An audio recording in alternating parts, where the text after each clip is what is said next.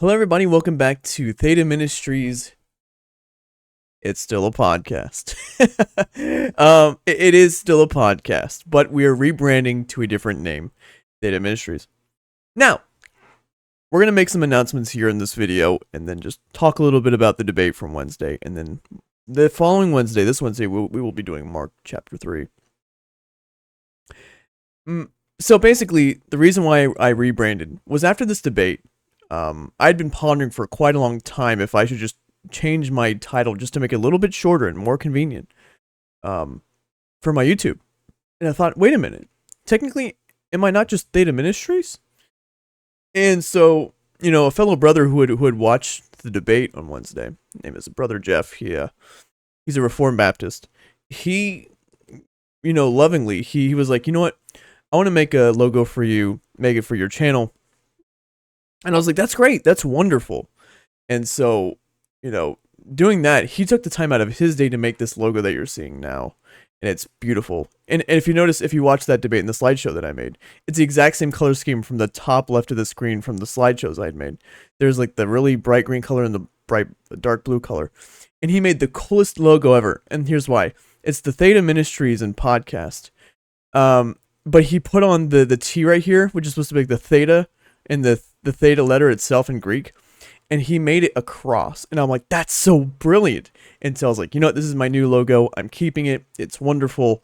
And so this is our new brand logo. So, Jeff, if you're watching this, thank you so much for making this for me.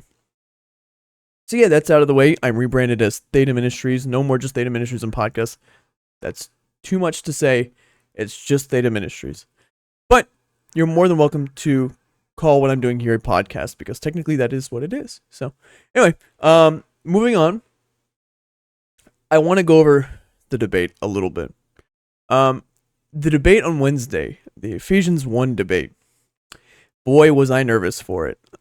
For those of you who watch my channel or my podcast, even up to the time of the beginning of my my Spotify as well, know that my history with debating has never really been, I guess nerve-wracking or nail-biting. And I've had, a decent amount of experience with debating people on certain issues, including religious issues such as the one we discussed on Wednesday. But on Wednesday, I cannot express to almost anybody, even in words, how nervous I was for that debate. I remember about 10 minutes before that debate had actually taken place, and I actually hit record on the OBS here, how nervous I was.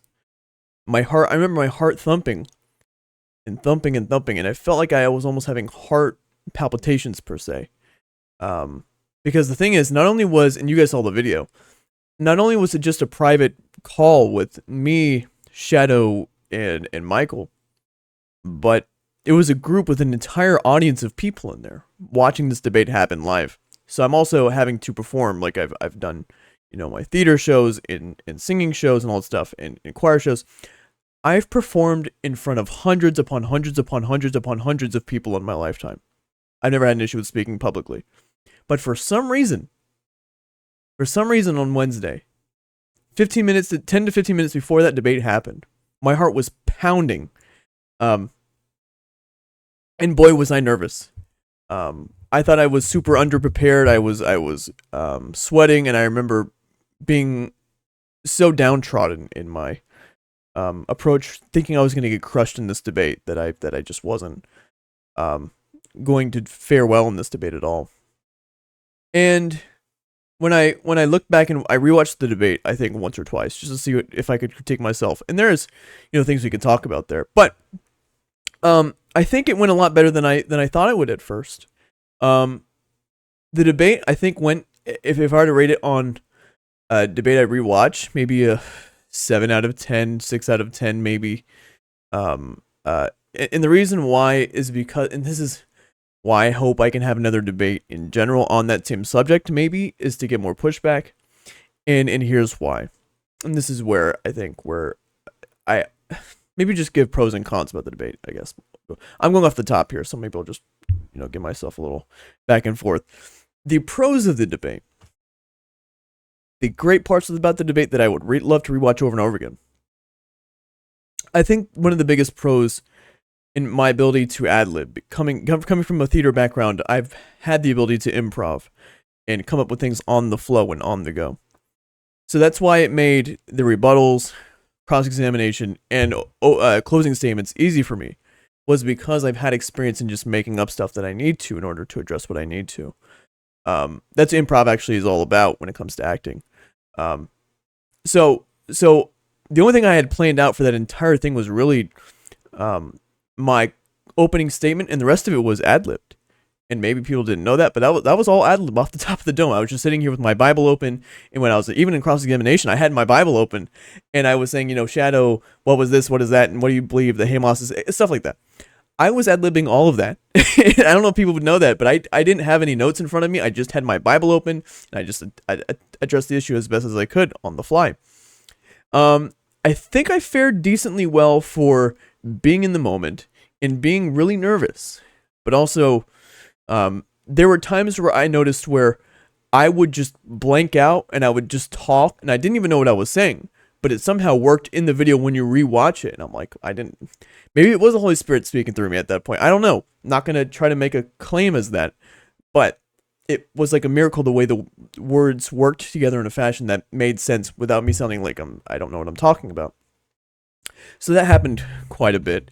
Another pro of the debate was how civil the debate was in and of itself. It wasn't really in a negative fashion. It was very, very brotherly. It was very, very edifying.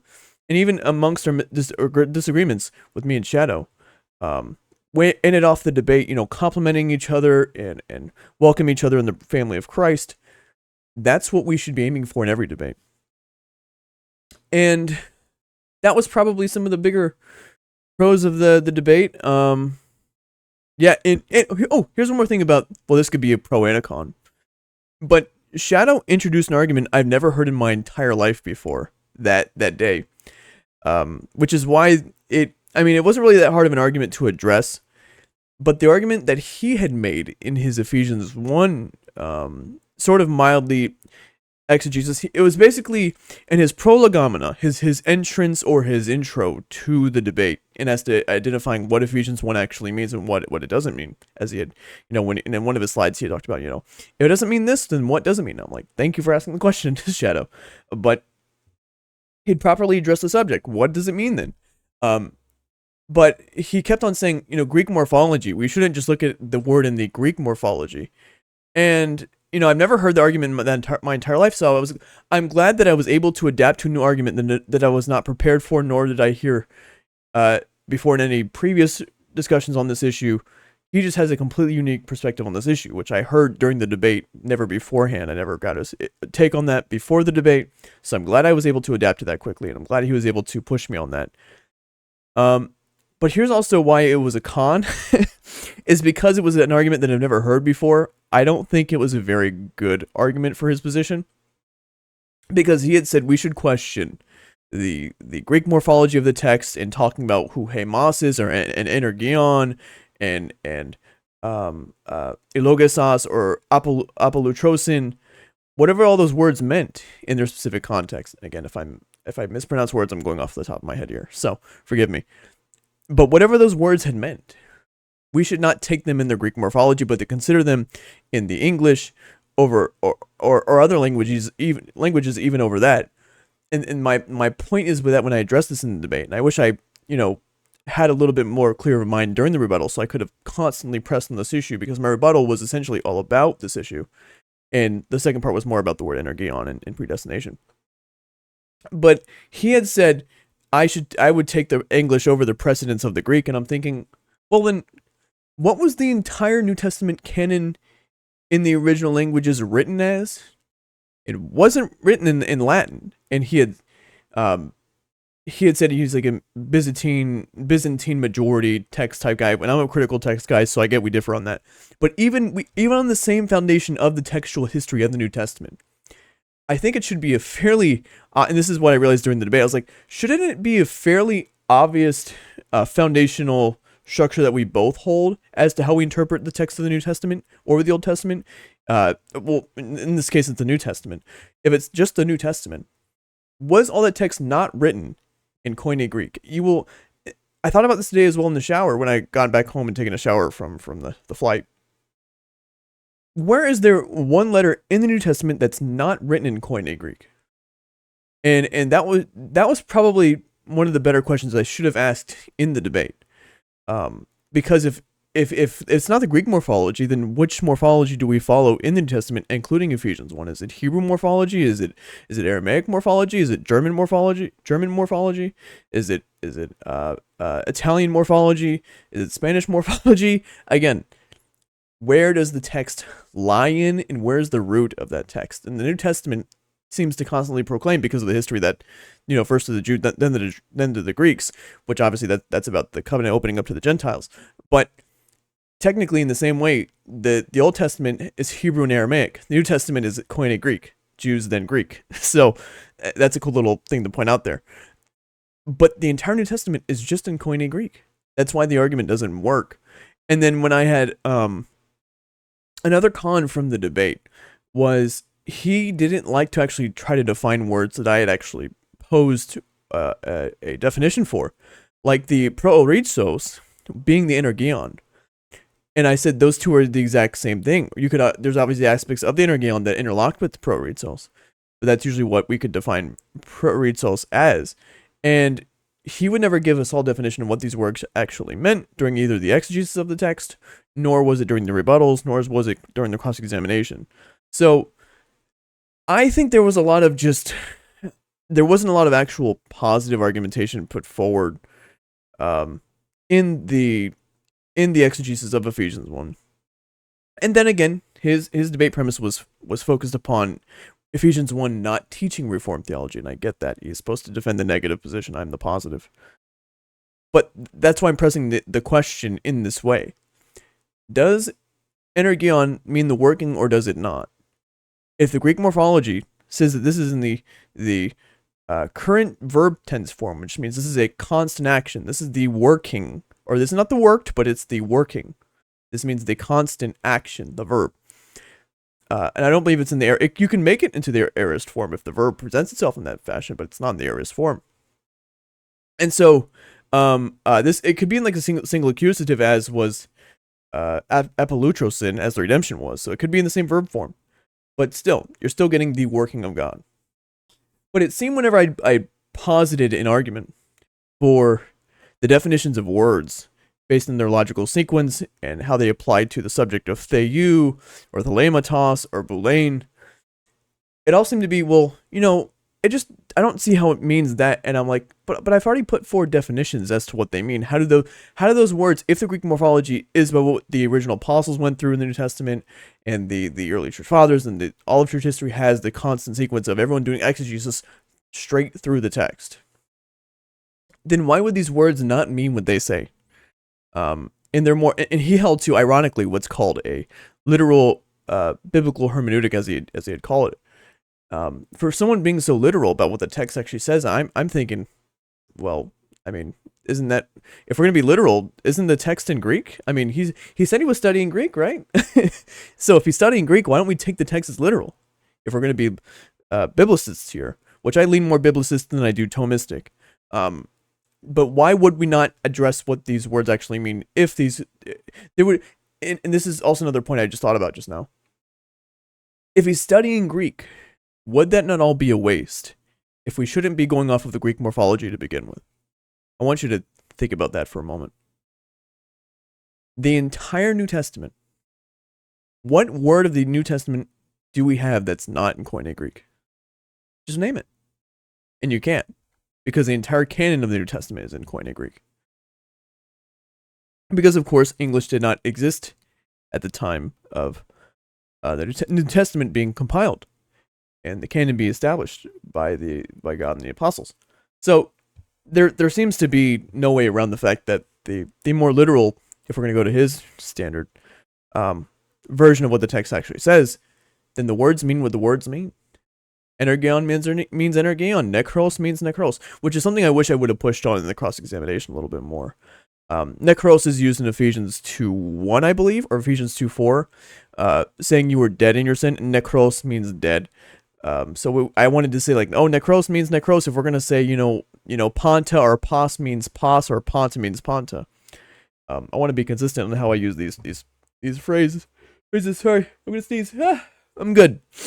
But anyway, I wish there was definitely a lot more exegesis on his side as to what the words actually do mean and how it makes my interpretation of Scripture not the view of classical Reformed theology.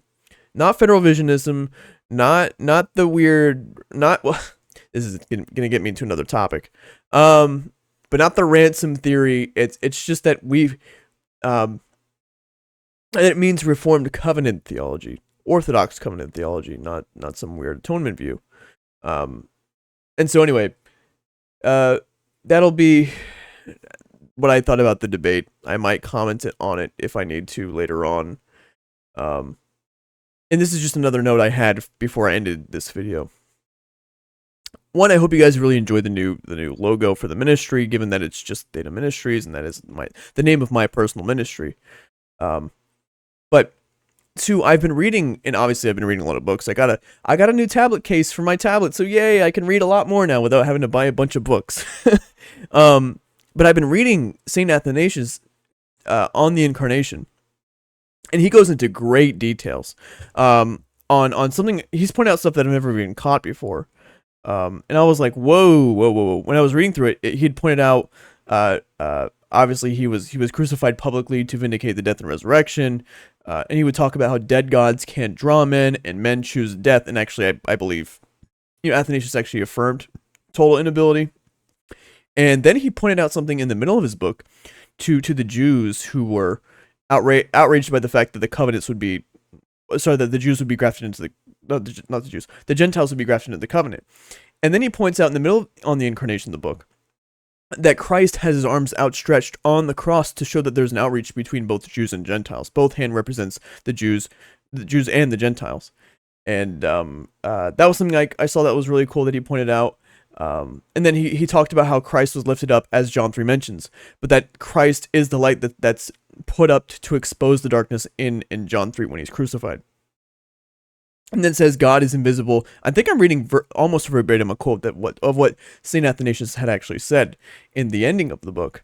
He had said, God is invisible, yet not invisible, but he is known by his works, and yet Christ is the image of the invisible God who does the works of God and lets himself be known as the Son of God to all creation. And so that was a beautiful thing I read him say, and I'm like, I never thought about it like that before. So that's insightful. But I very much believe, reading the ending of the book, you can you read about Athanasius' atonement theory, and it sort of sounds like he holds to what's called the ransom theory of atonement, which we can get into maybe in another episode. I don't hold to the ransom theory. I hold to the classical Reform view. But anyway, and then there was another thing he had written down that he said. Basically, a lot of the book on the Incarnation is an apologetic to the Jews and both the Gentiles, but specifically more the Jews about why God had to be the Messiah and that he became incarnate through the Son. Is that he pointed out Daniel chapter 9, and then says at the end of his exegesis of a little bit of chapter 9 at least, he had said, if Jesus is not your Messiah, and yet the second temple was destroyed, then who is your Messiah at this point? Your Messiah is more of the golden calves that you have to construct to become the Messiah. If Christ is the eternal Word who became flesh, who sarx agenatol, became flesh, or flesh became, which is more properly translated as technically became flesh.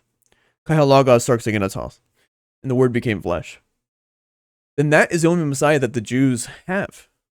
So who the Jews even be constructing a Messiah as? And that would be St. Athanasius' point. But anyway, that's something I learned about on the Incarnation. That was also a mini book review with the debate review. But yeah, so I'm glad I got a tablet. Reading has been so edifying to me in my soul.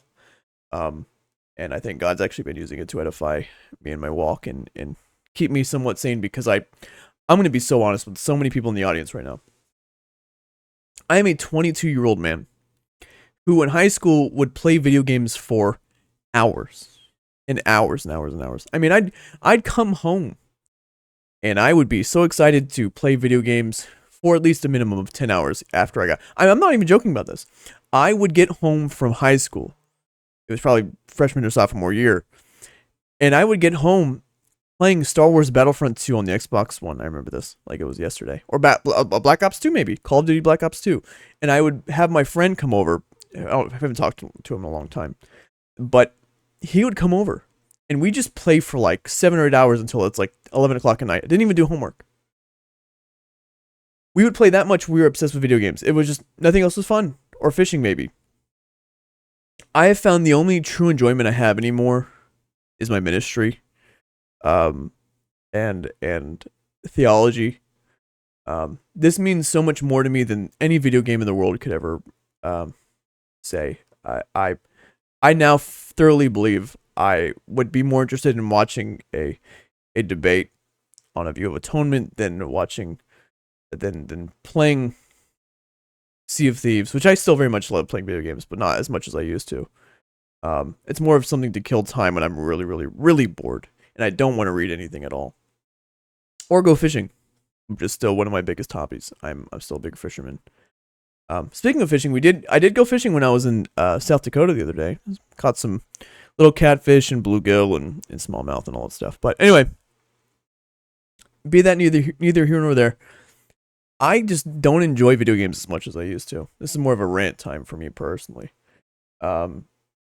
Never really find enjoyment in the things of this world as much anymore. I find it to be so unfulfilling. But the things of God are just almost infinite, which they pretty much are. There's always more you can learn. And that's why I don't like to pose myself up as this giant of theology or giant theologian. Because there's still so much I have to learn, and as does every theologian ever. There's always another thing you can learn, another argument to be talked about, another argument to be studied, and to be debunked, or maybe even affirmed if it's true, etc. That is a never-ending pit, which is why it's so enjoying. And it's so intellectually good to exercise your mind with that.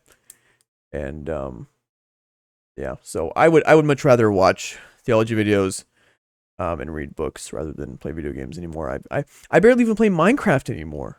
Can you believe that? I used to spend days on Minecraft as a kid. So yeah, I don't really...